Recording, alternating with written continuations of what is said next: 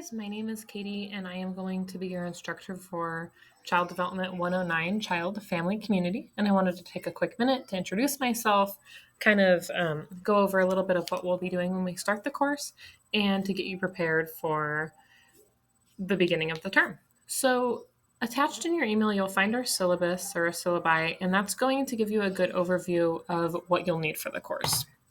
There are two textbooks that you need or are recommended. The first one is Child Family School Community. This one is required. You're going to need it. So I recommend ordering that as soon as possible. For some reason, it wasn't up on PiratesNet when you registered for the course. I will provide you with chapter 1. Okay, so that gives you an extra week to get the book. And so that should give you 2 weeks to get the book. And it seems like you can. You can find it on Amazon. I think it might be in the bookstore too. It should be in the bookstore. So you can find it on campus as well, but you'll have time to get it from Amazon if that's what you prefer as well, or rent it from Chegg or wherever you'd prefer to. The other book that is recommended but not required is mine that's covered with stickers here. Anything from here that I think is critical to our course, I will provide you with, or any information. But some people just like to have textbooks on hand. I'm kind of one of those people. I like to keep them on a bookshelf so I can refer to them later. Some of them I've found in courses were really helpful, some not so much. So it's kind of up to you. You can always decide at the end of the course too, like, oh, that actually was helpful and I'm going to buy it. Again, anything that you need in here, I'll make sure that you have. But if you really want a hard copy, this is the book that's recommended, 6 Steps to Successful Child Advocacy. And this is kind of how to write an advocacy letter, how to advocate for children. And we'll go over a lot of this throughout the course because we're going to be talking about how to advocate properly for children and families in your program or that you're working with. And I think it's really important. So let me give you a little bit of background about me. My name is Katie, and I was born and raised in Patterson.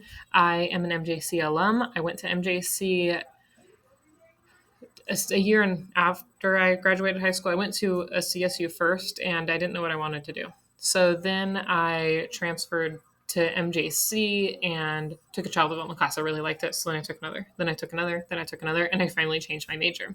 And I kept my child development major when I transferred to CSU Stanislaus.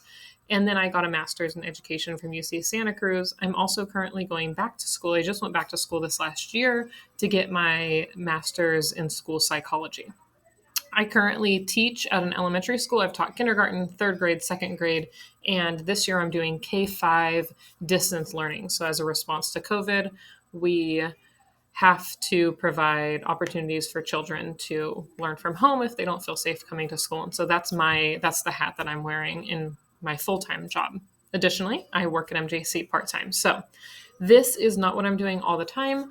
I am available to you a lot of the time, but understand that I have other obligations too. Just like I assume most of you guys have other obligations and wouldn't be available 24 hours a day for me, right? I am a mother to 3 young girls. My oldest are twins. They're 2.5. And then I have a 1-year-old baby, Cody, and she was kind of a surprise. So here we are with my hands really, really full. I moved up to Siskiyou County, and that's why I teach online.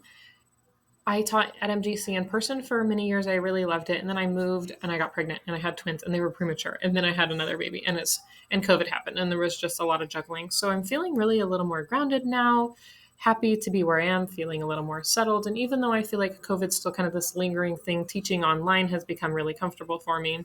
It's became something that I've changed my lens to, because as I've went back to school, I see it now as a learner as well as an instructor. So I'm trying to use that lens. I've really changed a lot of the things that I'm doing to help give you better feedback, make the course more accessible and relatable. And so I appreciate your feedback throughout the semester too, because my goal here is not for you to jump through hoops throughout this course. It's for you to get the most out of this so that you can take it with you and really apply what we're learning in the real world. And so any feedback that you can give me, like, hey, this assignment didn't make sense, we can talk about why it didn't make sense. And if it's really not applicable to the real world, then that's really helpful feedback. I want what we're doing to make sense to you. That being said, I am offering some synchronous Zoom meetings, and those will happen once a week on Mondays from 12. Let me check your syllabi real quick and make sure I'm getting the right one here and I don't tell you the wrong time. 12 to about 12:45 is what I think, or maybe 12:15. Let's see. I apologize as I look through your syllabus, make sure I tell you the right thing here.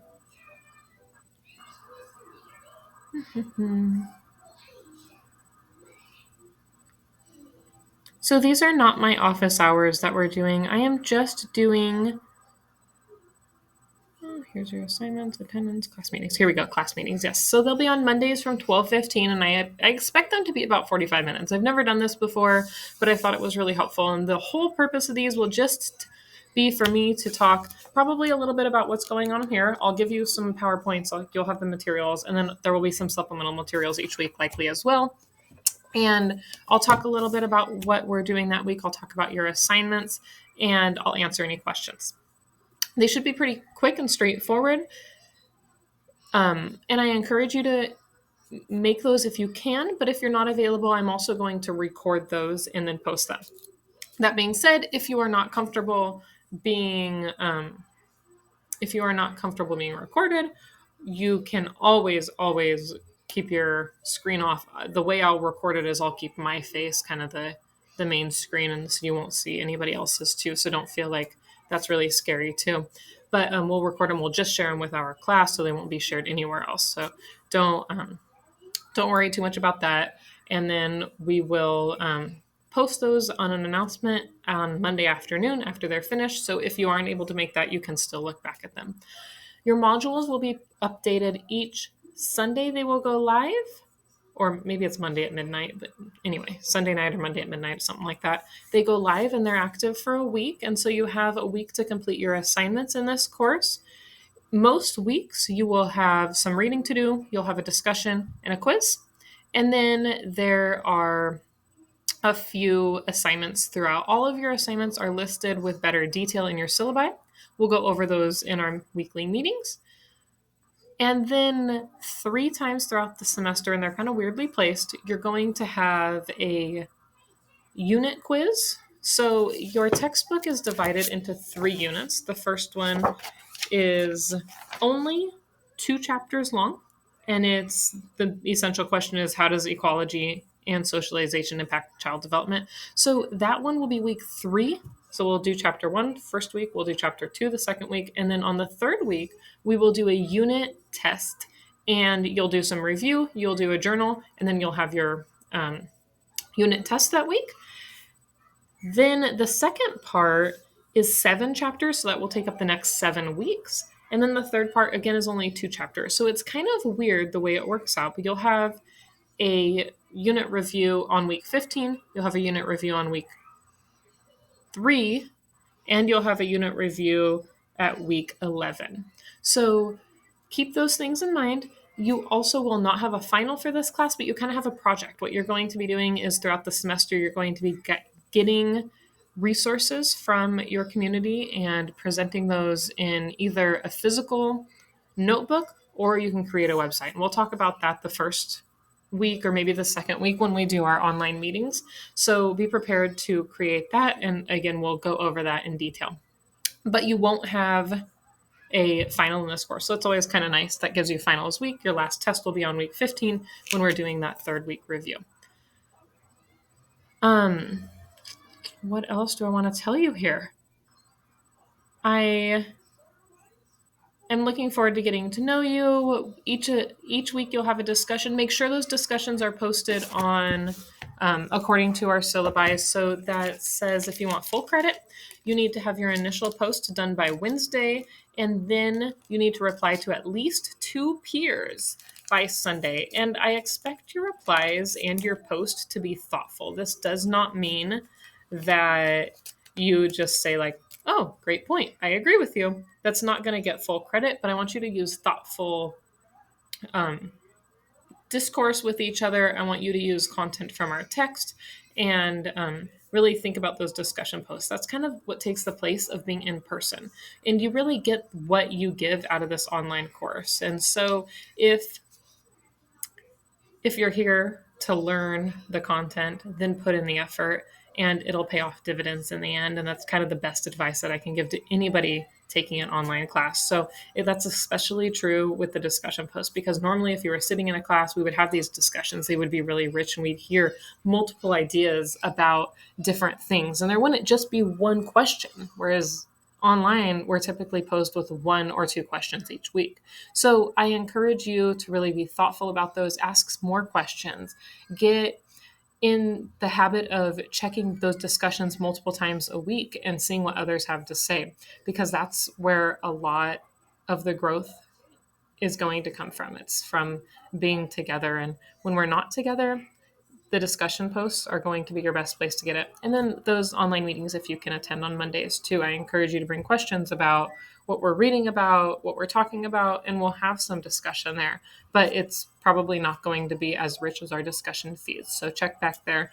That is something that I will always dock points if your first post is not done by Wednesday and your next two are not done by Sunday. I typically will dock points for them not being there, because you do get so much out of that. As far as assignments go, I do accept assignments late up to, I think there's like a 24-hour window. It's in your syllabi and they are docked automatically. So if something comes up, keep communication open with me though, because I am human. I have 3 children. I work 2 jobs. I have a family. I get it. And you probably do too. So sometimes when life gets really busy, just keep communication open with me and let me know. If you don't let me know, I can't be there to support you. So especially because I don't see you all the time. And if you're like me and you can't attend these things all the time, like I'm going to school online right now, and there's many times where I can't attend our in-person discussions and meetings. And so I just listen to them. But that doesn't mean that I'm trying any less hard than people that have that availability. So when my instructors don't see me and I'm having a difficult time, if I don't reach out to them, they don't know that. Same goes for you. If you're having a difficult time and you're not sure what we're talking about, you have life circumstances come up that are getting in the way of school. Life just got busy.